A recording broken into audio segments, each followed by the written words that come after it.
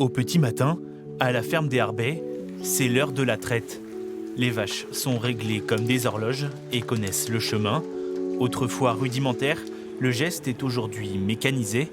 Pourtant, la présence humaine reste nécessaire et Karine doit être vigilante. On nettoie avec une lingette par vache, une lingette individuelle. Et puis ensuite, on tire les jets de façon à vérifier que la qualité du lait soit bonne, qu'il n'y ait pas de sang, qu'il n'y ait pas de caillots, enfin voilà, que ce soit propre à la consommation. Un processus et un cahier des charges très précis, du début à la fin de la traite.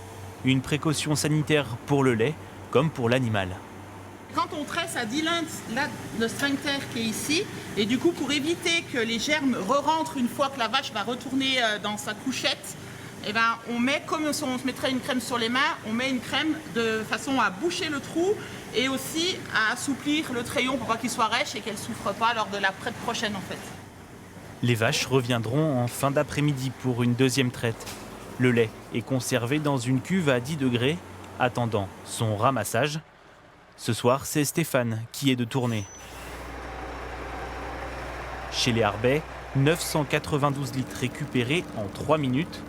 Au total, chaque jour, cet employé des Monts-de-Joux se rend dans 15 fermes dans le Jura et l'Ain et parcourt 300 km. Bon, des fois, on a de la neige qui arrive au niveau du pare-brise.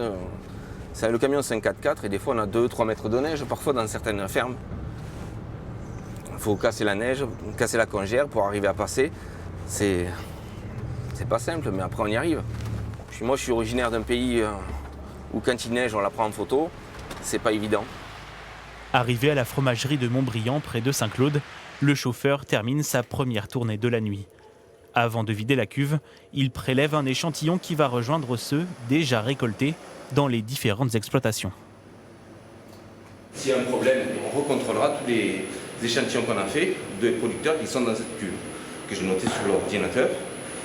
Une autre partie des échantillons partiront, eux, pour le paiement des paysans en fonction de leur qualité.